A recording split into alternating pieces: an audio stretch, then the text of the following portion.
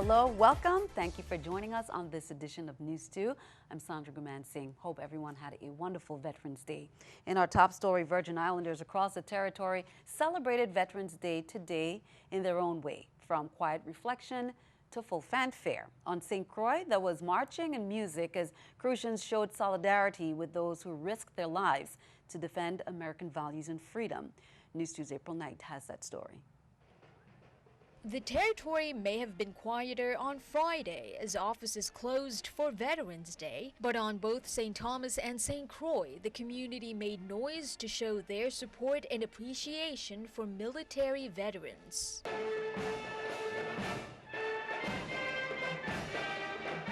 The celebrations began on the Big Island, where a parade and program were held Friday morning, enlivened by marching bands.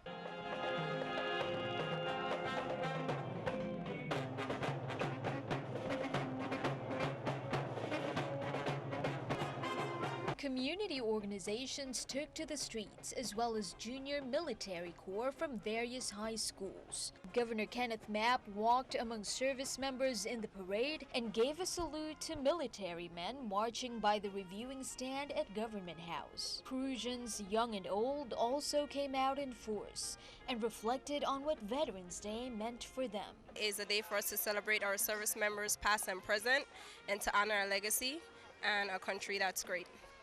Veterans Day means to me is to celebrate all the people that did sacrifice in the army. I celebrate the fallen soldiers that served our country. Like when someone fights and tries to help the United States. Veterans Day means to me that we take time to celebrate or remember our veterans, those who are past, those who passed away, and those who are still alive. Reporting for News 2, I'm April Knight. Now, immediately following the St. Croix event, officials flew directly to St. Thomas to observe the ceremonies there. The St. Thomas event began around 3 p.m. and featured a parade down Waterfront, which turned into the direction of Main Street and finally ended at the Franklin Roosevelt Veterans Memorial Park. Community members, local organizations, as well as military service members participated in that parade, also observed by Governor Kenneth Mapp and other dignitaries. We will have more on St. Thomas's observance of Veterans Day in a later newscast. Now in St. John, a pre-Veterans Day parade was held on Sunday, November 6th in Cruz Bay. In attendance was Commander of Post 131, Harry Daniel, Parade Marshal Frank Powell, Senator Justin Harrigan, Administrator Paris, Administrator Potter, Alvis Christian, Vanky Isaac, and Ian Samuel as the guest speaker. Here's more. Dozens lined the sidewalks in Cruz Bay for the annual Veterans Day Parade. Military organizations, youth groups, and schools marched to the park where the Veterans Day program was being held. Parade goers and participants turned out in huge numbers to honor vets for the freedoms they fought for and continue to fight for. Ahead of the annual Veterans Day observance, the Office of Veterans Affairs called out to Virgin Islanders who've received the Purple Heart to step forward. They made a special effort to locate and recognize the brave men and women who received the Purple Heart. We decided to honor Purple Heart veterans this particular year here in the territory because one of the things I always say is the Purple Heart veterans are one of the most under-recognized group of veterans, not just within the territory, but throughout our entire nation. On this day, I join with all in the territory and indeed our nation in recognition of the service and sacrifice of our veterans. I especially recognize and pay tribute to those who were wounded or made the ultimate sacrifice in combat and have had the distinguished honor of being awarded the Purple Heart. Many of them didn't ask to leave their homes to fight on distant battlefields. Many didn't even volunteer. They didn't go to war because they loved fighting. They were called to be a part of something bigger than themselves. I urge our community, our government, to remember the services and sacrifices made by our veterans, not only on this 6th day of November, but throughout the year. Now, the Virgin Islands Department of Education, Division of Cultural Education, they're holding a Grand Veterans Day concert. Began about 4 p.m. and ends at 11 p.m. today at the Vern Richards Memorial Park in Frederiksted to honor all U.S. veterans living in the territory. The Sweet Pepper Quilbe Band and Chantel Harrigan and Company is providing the entertainment. On St. John, there was a fun day today in Coral Bay. Also, in recognition of Veterans Day, you might have seen some homes lit up in purple at night this week. That's because of that push we mentioned earlier by the Office of Veterans Affairs of the VI for households to place purple lights on their porches or windows, all to show support for military veterans. It's the first time they're doing it, and they hope to get more residents involved in the future. Here's more. We are doing something called Operation Purple Lights this year. And that's again in recognition of our Purple Heart recipients. So if you could go to your local hardware store, whichever one it is, get you a purple bulb and put that purple bulb outside the week of Veterans Day, which is the 6th to the 11th of November. We'll surely appreciate seeing all those purple lights across the territory between the 6th and 11th in the evening times. Well, President Obama participated in the laying of the wreath ceremony at Arlington Cemetery on Friday in honor of military veterans, past and present, who have served and sacrificed for their country. The ceremony is a tradition on Veterans Day. Friday morning, President Obama also held a breakfast in the state dining room honoring veterans. He talked about the welfare of vets.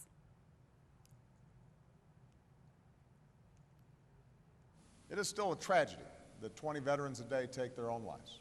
We have to get them the help they need. We have to keep solving problems like long wait times at the VA. We have to keep cutting the disability claims backlog. We have to resist any effort to outsource and privatize the health care we owe America's veterans. Keeping our eye on the economy, Wall Street honored the service and sacrifice of those fighting for America on Friday.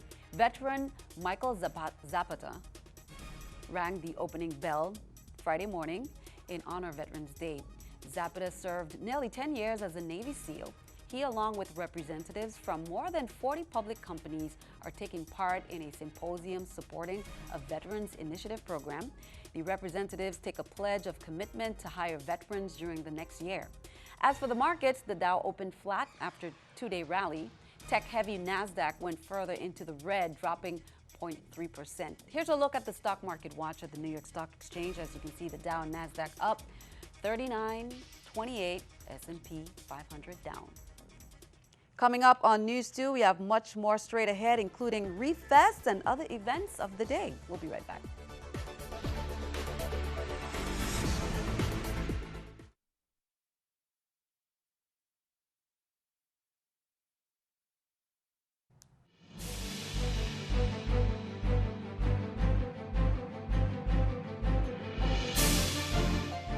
Welcome back. The transition of presidential power continues to be uneasy. People took to the streets in protest of the election results in more than 24 cities, and the president-elect took notice. Diane Gallagher reports from Washington. The Trump transition is underway. Friday morning in New York, Donald Trump met with his team in private, where Vice President-elect Mike Pence was tapped to take over the transition, and sources say Republican National Committee Chair Reince Priebus is now the leading contender to serve as chief of staff. The political world is focusing on the nuance of a smooth transition, but thousands of Americans are still not happy. This is what happens when you elect a fascist, racist bigot. For the second night, large protests broke out in at least 25 cities. The majority of these marches against the election results remained peaceful, but at least 185 people were arrested in Los Angeles and in Portland, Oregon. Police say the protest turned into a riot when people smashed business windows and started fires in the streets. Trump took notice, tweeting, quote, "Just had a very open and successful presidential election. Now professional protesters incited by the media are protesting. Very unfair." By this morning, the president-elect appeared to have a change of heart. Love the fact that the small groups of protesters last night have passion for our great country. We will all come together and be proud. It's a message echoed by the president during his final Veterans Day speech in office. The American instinct has never been to find isolation in opposite corners. It is to find strength in our common creed. In Washington, Diane Gallagher. And I'll turn our attention back at home for our local elections. Some election update here. The election system has posted by precinct summary reports on their website at www.vivote.gov. But that's really the only update so far in terms of numbers. So we're not going to see any changes, if any, in the current standing of candidates. As we reported yesterday, the St. Thomas-St. John district has already began counting absentee ballots starting 6 p.m. Thursday. St. Croix will begin its absentee ballot count next week. Here's more from Election Supervisor Carolyn Fox on the remaining ballot count. St. Thomas started yesterday evening at 6. They have over 400 absentee ballots. So you start with what you have on hand. Absentee ballots are due up to 10 days after the election. So they might do 2 settings or 3 settings, depends on the numbers. So they'll come back again and count the rest absentee, again in front of the public. And on the last day, we check the mail by 5 o'clock. And they do the last counting on that day. Then they have the provisionals. Really, we don't have a number on that. That usually comes in a judge book directly to the board members. And the goal is for certification by November 22nd. In other news, the YAG Foundation, they're holding their 6th annual Breast Cancer Awareness Conference on Saturday from 8 a.m. to 2 p.m. at UVI St. Croix. The keynote speaker is Shandia Sabari, who is a breast cancer survivor. You can learn more about her. You can log on to www.boldandbreastless.com. She had both breasts removed after it was discovered 2 types of cancer in right breast and 1 in the left. Ms. Sabari will share her story. Here's more. God allowed me to go through that so that he could use me so that I could walk into my purpose, which is inspiring and motivating others. So that's why I'm thankful for the opportunity to be the keynote speaker at the event this Saturday. I will encourage them to hold their heads up high regardless of any diagnosis, regardless of whatever they're going through in life. I will let them know that they can get through whatever it is. See, it's not the diagnosis, it's the mindset. So I will encourage them and inspire them to know that if their mindsets are right, then they'll be all right. Well, this coming Saturday is also a great time for the family to come out for a great cause. The 7th annual Reef Fest is being held at Coral World Ocean Park. 2 of the organizers spoke to NEWS2 about their focus this year and why they encourage families, especially children, to participate. NEWS2's April Knight has more. Young environmentalists Howard Forbes and Jarvon Stout are excited about the weekend. They'll be at Coral World on Saturday to lead an event that they've been organizing since September, the 2016 Reef Fest. Ideally, the event aims to raise awareness and education within the community about our marine resources and other natural resources in the territory. It is a fundraising event, and the proceeds do go towards environmental education throughout the territory.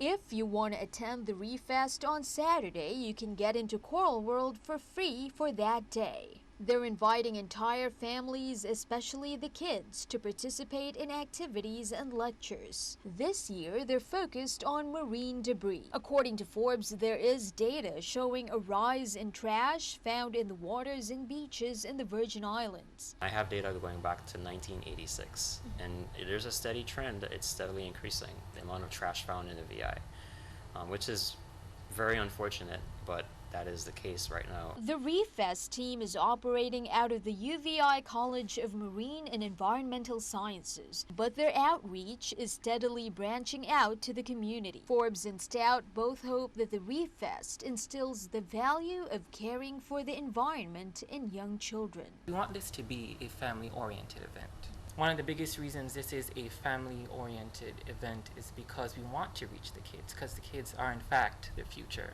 And so if we instill in them these kind of behavior changes from now, we will have a future generation of adults who can then teach their kids and so on and so forth. Reporting for NEWS2, I'm April Knight. Again, the 2016 Reef Fest will be held at Coral World on Saturday, November 12th from 9 a.m. to 4 p.m. Admission is free all day. Well, just a quick note, the Lindbergh Bay Water Park on St. Thomas is closed through Sunday, November 13th.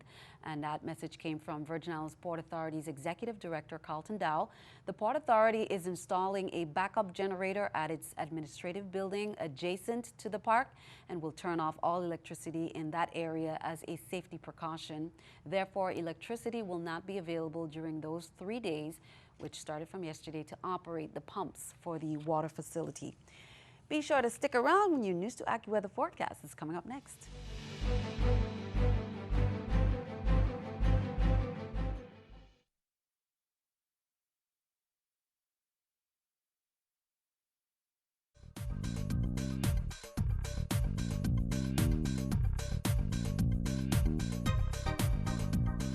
As we take a look at our current satellite, we're seeing a stalled out front just north of the islands. Now, it's been pretty weak. We've seen maybe a couple of spotty showers. However, that front is going to continue to sit there over the next few days and even into next week. So we have some patchy clouds. It's going to be humid for tonight. Can't rule out those shower or two. And as we head towards tomorrow, temperatures will remain in the mid to upper 80s, and we'll continue to see those afternoon showers, especially also in through the later evenings. This also includes out in St. Thomas as well as in St. Croix too. And we head out onto the Atlantic for your marine forecast. Really, waves beginning to die down for tomorrow. Currently still small craft advisory out there, but for tomorrow, 2 to 4 feet for your waves outside. And we take a look at our winds, about 10 to 15 knots out of the east. So very and pretty cool and calm waters out there. On the Caribbean side, we're looking at waves 2 to 4 feet and winds out of the east 5 to 10 knots. So slightly calmer on the Caribbean side of things. Here's a look at your extended outlook. Pretty steady weather pattern as we move forward. That stall front really hangs in there until Monday of next week, but then it begins to fall apart, and we'll get a couple of days with some more sunshine around the area. We'll be seeing a shower in spots still possible throughout Tuesday, as well as your Wednesday temperatures still staying in the mid 80s, and our lows will continue to stay in the mid 70s. That's all I have for you. We're going to toss it back to Sandy in the studio. Thanks for that. Let's take a look at our News 2 weather picture there by Kalani Crispin of Ricardo Richards Elementary School, sharing that weather you just described right there with some white puffy clouds and a little bit of turbulence there. Kalani, hope you had a wonderful holiday. Thank you for that. Send us your News 2 weather picture to the address on the screen, and be sure to tune in to see it right here on News 2. Coming up, we got sports. We'll be right back.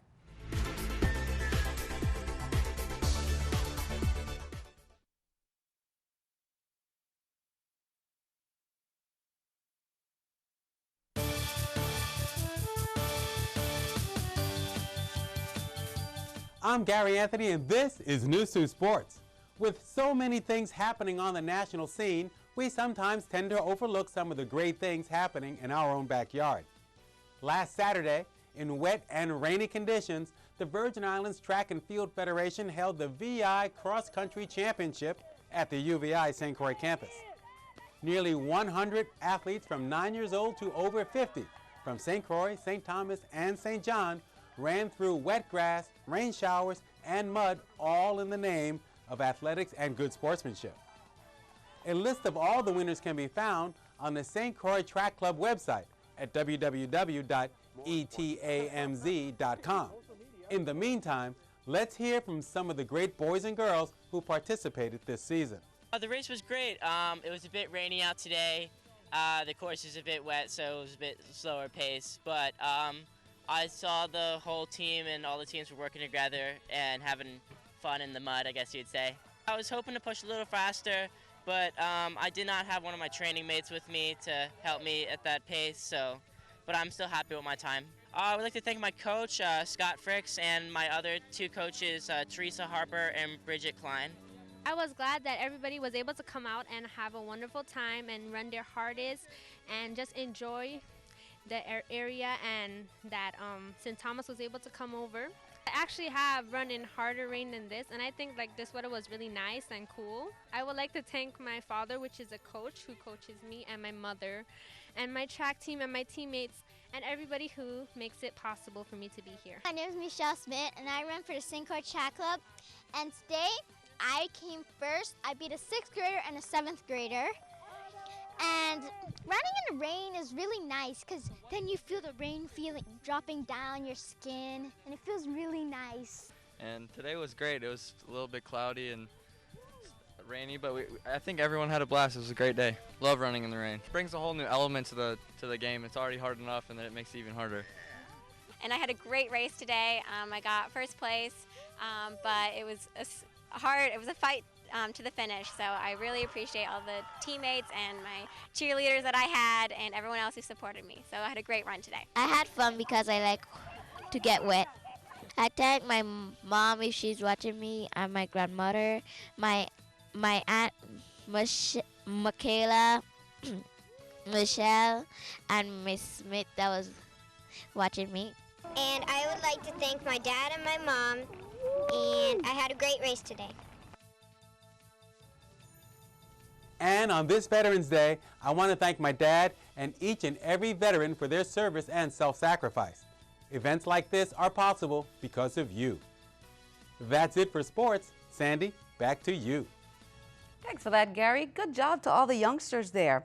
On a sad note, we're saying farewell to our reporter April Knight, who's leaving us at News 2. April, on behalf of all of us, we wish you all the best in your future endeavors. We will be missed. You will be missed. And that's all. Have a wonderful weekend. We'll see you next time.